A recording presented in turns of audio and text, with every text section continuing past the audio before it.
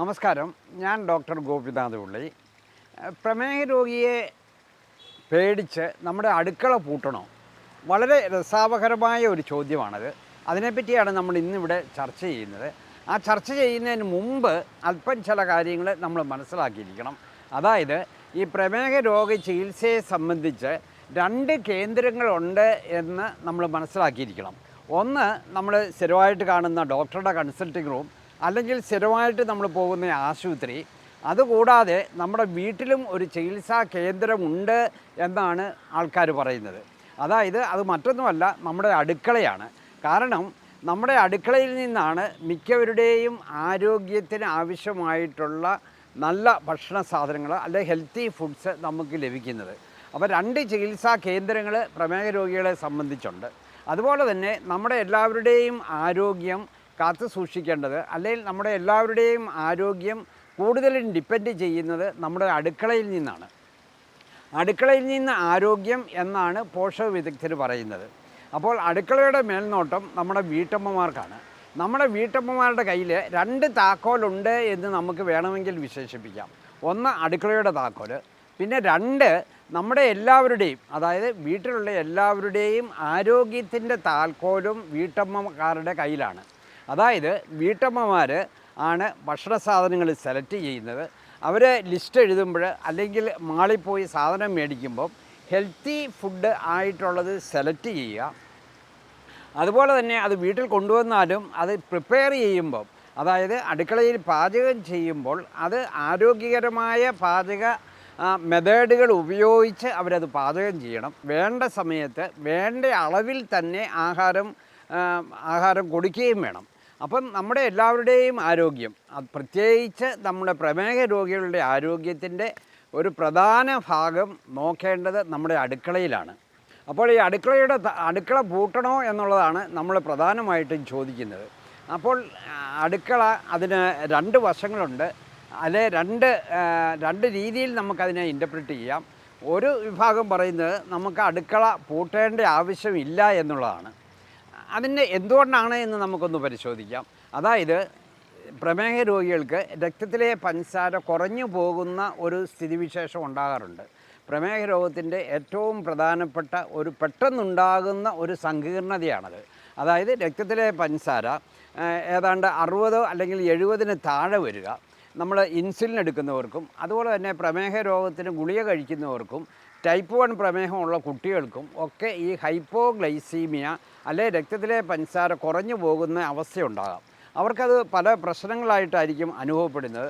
അവർക്ക് ചിലപ്പം പെട്ടെന്ന് വേർക്കുന്നു, പെട്ടെന്ന് ക്ഷീണം വരുന്നു, തലകറക്കം വരുന്നു.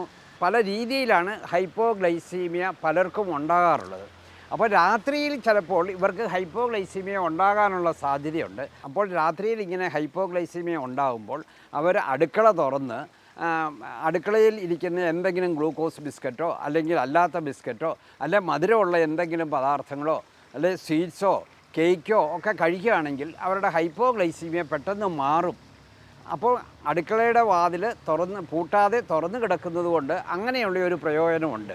ഈ ഹൈപ്പോഗ്ലൈസീമിയ ഉണ്ടാകാതിരിക്കണമെങ്കിൽ നമ്മൾ 5 പ്രാവശ്യം 5 or 6 പ്രാവശ്യം ദിവസം ആഹാരം കഴിക്കണം എന്നാണ് പറയുന്നത്. നമ്മൾ ഒരു ഉദാഹരണം ഞാൻ പറയാം. നമ്മൾ രാവിലെ ബ്രേക്ക്ഫാസ്റ്റ് 8 മണിക്ക് ഒരു പ്രമേഹ രോഗി കഴിക്കുന്നു. 11 മണിയാകുമ്പോഴത്തേന് അയാളുടെ ബ്ലഡിലെ ഷുഗർ കുറയാൻ തുടങ്ങും. കാരണം നമ്മൾ ഒരു പ്രാവശ്യം കഴിക്കുന്ന ആഹാരം 2-2.5 മണിക്കൂർ സമയം മാത്രമേ നമ്മുടെ വയറ്റിൽ കിടക്കുന്നുള്ളൂ. അന്നേരത്തിന് അത് ദഹിച്ച് അബ്സോർബ് ചെയ്ത് അതിലെ പോഷകങ്ങളെല്ലാം ശരീരത്തിലേക്ക് വലിച്ചെടുക്കും. അപ്പോൾ 11 മണിയാകുമ്പോൾ രക്തത്തിലെ പഞ്ചസാര കുറയാൻ തുടങ്ങും. അന്നേരം അയാൾക്ക് ക്ഷീണം വരും, അല്ലെ വേർപ്പ് വരും, അല്ലെ തലകറക്കം വരും, എന്തെങ്കിലുമൊക്കെ പ്രയാസങ്ങളുണ്ടാവും. അപ്പോൾ നമ്മൾ എന്തെങ്കിലും ലൈറ്റായിട്ട് ചെറുതായിട്ട് എന്തെങ്കിലും സ്നാക്സ് കഴിക്കുക. പിന്നെ നമ്മൾ ഉച്ചയ്ക്ക് 1 മണിയാകുമ്പോൾ കുറച്ച് ചോറും കൂടുതൽ കറികളും ഉപയോഗിക്കുക. പിന്നെ 4 മണിയാകുമ്പോൾ എന്തെങ്കിലും നമ്മൾ സ്നാക്സ് കഴിക്കണം. അല്ലെ നമ്മുടെ എന്തെങ്കിലും മധുരം കുറഞ്ഞ പഴങ്ങൾ പ്രമേഹ രോഗികൾ കഴിക്കണം. പിന്നെ വീണ്ടും വൈകിട്ടത്തെ ആഹാരം ഒരു 7:30-8 ആകുമ്പം കഴിക്കണം. പിന്നെ കിടക്കുന്നതിന് മുമ്പ് 1/2 ഗ്ലാസ് പാല് കുടിക്കുക. അങ്ങനെ പ്രധാനമായിട്ടും 3 പ്രധാന ആഹാരങ്ങളും 3 ചെറിയ ആഹാരങ്ങളും എന്നാണ് പോഷക വിദഗ്ധർ പറയുന്നത്. അപ്പോൾ അങ്ങനെ കഴിച്ചുകൊണ്ടിരിക്കുകയാണെങ്കിൽ നമുക്ക് ഈ രാത്രിയിൽ ഹൈപ്പോഗ്ലൈസീമിയ ഉണ്ടാകാനുള്ള സാധ്യത വളരെ കുറവാണ്. പിന്നെ രാത്രിയിൽ നമുക്കിങ്ങനെ ഹൈപ്പോഗ്ലൈസീമിയ ഉണ്ടാകാതിരിക്കണമെങ്കിൽ നമ്മൾ വൈകിട്ട് കിടക്കുന്നതിന് മുമ്പ് അല്പം നാരുകൾ കൂടുതലുള്ള പച്ചക്കറികളോ അല്ലെങ്കിൽ എന്തെങ്കിലും ഗ്രെയിൻസോ അങ്ങനെയുള്ള എന്തെങ്കിലും കഴിക്കുകയാണെങ്കിൽ ആ നാരുകൾ ഉള്ളത് കൊണ്ട് നമ്മൾ കഴിക്കുന്ന ആഹാരം പതുക്കെ ദഹിക്കുകയുള്ളൂ. ദഹിക്കാൻ കൂടുതൽ സമയമെടുക്കും. അപ്പം പതുക്കെ അത് നമ്മുടെ ശരീരത്തിലേക്ക് കയറുകയുള്ളൂ. അപ്പോൾ ഈ ഹൈപ്പോഗ്ലൈസീമിയ അല്ലെ രക്തത്തിലെ പഞ്ചസാര കുറഞ്ഞു പോകാനുള്ള സ്ഥിതിവിശേഷം ഉണ്ടാകുകയില്ല. അപ്പോൾ രാത്രിയിൽ അടുക്കള പൂട്ടാതിരിക്കുന്നതുകൊണ്ട് അങ്ങനെയുള്ള ഒരു പ്രയോജനമുണ്ട്. പിന്നെ മറ്റൊന്ന്, ഈ പ്രമേഹ രോഗികൾക്ക് പൊതുവേ വിശപ്പ് വളരെ കൂടുതലാണ് എന്നാണ് പറയുന്നത്.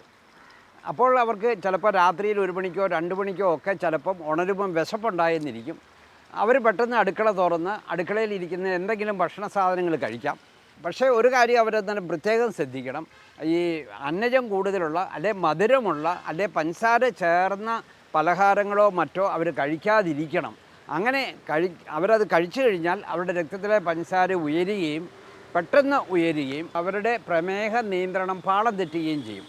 അപ്പോൾ അത് വരാതിരിക്കണമെങ്കിൽ അവർ ഈ മധുരമുള്ള പദാർത്ഥം ഒഴിച്ച് ബാക്കി എന്തെങ്കിലും ഭക്ഷണ സാധനങ്ങളെ രാത്രിയിൽ ഉണരുമ്പം കഴിക്കാവുള്ളൂ. പ്രമേഹ രോഗികളുള്ള വീടിൻ്റെ അടുക്കള പൂട്ടണം എന്ന് പറയുന്ന ആൾക്കാരുമുണ്ട്. അതിൻ്റെ പ്രധാനപ്പെട്ട കാരണം ഈ പ്രമേഹ രോഗികൾക്ക് മധുരം കഴിക്കരുത് എന്ന ഒരു നിഷ്കർഷയുണ്ട്. അത് ചില ഡോക്ടർമാരൊക്കെ മധുരം ഒട്ടും കഴിക്കരുത് എന്ന് പറയാറുണ്ട്. മറ്റു ചിലരാകട്ടെ അത്ര വലിയ തോതിൽ അതിനെ അത്രയധികം നിർബന്ധിക്കാറില്ല. പക്ഷേ പൊതുവേ പ്രമേഹ രോഗികൾ പഞ്ചസാര ചേർത്ത പലഹാരങ്ങളോ കഴിക്കാതിരിക്കുന്നതാണ് തീർച്ചയായിട്ടും നല്ലത്. കാരണം പഞ്ചസാര അവർ കഴിക്കുകയാണെങ്കിൽ അവരുടെ രക്തത്തിലെ പഞ്ചസാര റോക്കറ്റ് പൊങ്ങുന്നത് പോലെ പൊങ്ങാൻ സാധ്യതയുണ്ട്. അപ്പോൾ അവരുടെ ശരീരത്തിൽ കൂടുതൽ ഇൻസുലിൻ ആവശ്യമായിട്ട് വരും. അപ്പോൾ ബീറ്റാ കോശങ്ങൾ കൂടുതൽ ഇൻസുലിൻ ഉൽപ്പാദിപ്പിക്കണം. കൂടുതൽ ഇൻസുലിൻ നമ്മുടെ ശരീരത്തിൽ ചെന്നാലും അന്ന് അവിടെ പ്രശ്നങ്ങളാണ്. അത് ഒരു ഫാറ്റ് സ്റ്റോറേജ് ഹോർമോണാണ്. അപ്പോൾ അങ്ങനെ നിരവധി പ്രശ്നങ്ങളാണ് ഇതുമൂലം ഉണ്ടാകുന്നത്. അപ്പോൾ മധുരം കഴിക്കാതിരിക്കുകയാണ് നല്ലത്. മധുരം ചേർത്ത പലഹാരങ്ങളും പ്രമേഹ രോഗികൾ കഴിവുള്ളിടത്തോളം ഉപേക്ഷിക്കുകയാണ് നല്ലത്. പക്ഷേ ഇങ്ങനെ ഒരു നിർബന്ധം ഉള്ളതുകൊണ്ട് പലർക്കും ഈ മധുരം കഴിക്കാൻ വേണ്ടി ഒരു ആസക്തി ഉണ്ടാകാനുള്ള സാധ്യതയുണ്ട്. അതായത് അവർക്ക് മധുരം കഴിക്കണമെന്നുള്ളൊരു തോന്നലുണ്ടാവും. നമ്മൾ സാധാരണ മനുഷ്യർക്കൊക്കെ ഇന്നത് ചെയ്യരുത് എന്ന് പറഞ്ഞു കഴിഞ്ഞാൽ അത് ചെയ്യാൻ ചിലപ്പോൾ ഒരു ടെൻഡൻസി മനുഷ്യർക്കൊക്കെ ഉണ്ടാകാനുള്ള സാധ്യതയുണ്ട്. അത് ഇവിടെയും ബാധകമാണ്. അപ്പോൾ മധുരം കഴിക്കണ്ട എന്ന് പറയുമ്പോൾ ആ മധുരം കഴിക്കാനുള്ള ഒരു തോന്നൽ രാത്രിയിൽ ഉണരുമ്പോൾ ചിലപ്പോൾ അവരുണ്ടാവും. അവരുടനെ അടുക്കള തുറന്ന് മധുരം ചിലപ്പോൾ എന്തെങ്കിലും സ്വീറ്റ്സ് ആയിട്ടുള്ള അല്ലെ കേക്ക് അല്ലെ ബിസ്ക്കറ്റ് എന്തെങ്കിലുമൊക്കെ വീട്ടിലെ മറ്റുള്ളവർ അറിയാതെ ചിലപ്പം കഴിക്കാനുള്ള സാധ്യതയുണ്ട്.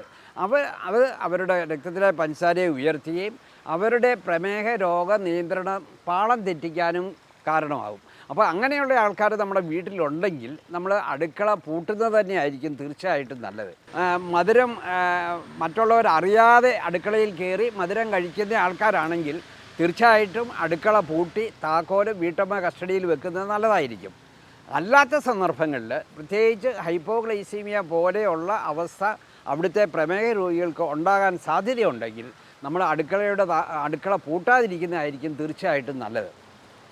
അപ്പോൾ പ്രമേഹ രോഗികളെ സംബന്ധിച്ച് അവരുടെ ആഹാര നിയന്ത്രണത്തെ പറ്റിയും അതുപോലെ തന്നെ വീട്ടിലെ അടുക്കള പൂട്ടണോ വേണ്ടയോ എന്നതിനെപ്പറ്റിയും ഒരു ധാരണ നിങ്ങൾക്ക് കിട്ടി എന്ന് ഞാൻ വിശ്വസിക്കുന്നു. ഇത് വളരെയധികം പ്രയോജനം ചെയ്യും. അപ്പോൾ പ്രമേഹ രോഗികളെല്ലാവരും ഇത് അറിഞ്ഞിരിക്കണം. പ്രമേഹ രോഗികൾ മാത്രമല്ല, വീട്ടിലുള്ള എല്ലാ മെമ്പേഴ്സും ഈ കാര്യങ്ങൾ അറിഞ്ഞിരിക്കണം. അപ്പോൾ നിങ്ങളിത് മാക്സിമം ഷെയർ ചെയ്യുക. മറ്റൊരു വീഡിയോയുമായി നമുക്ക് വീണ്ടും കാണാം.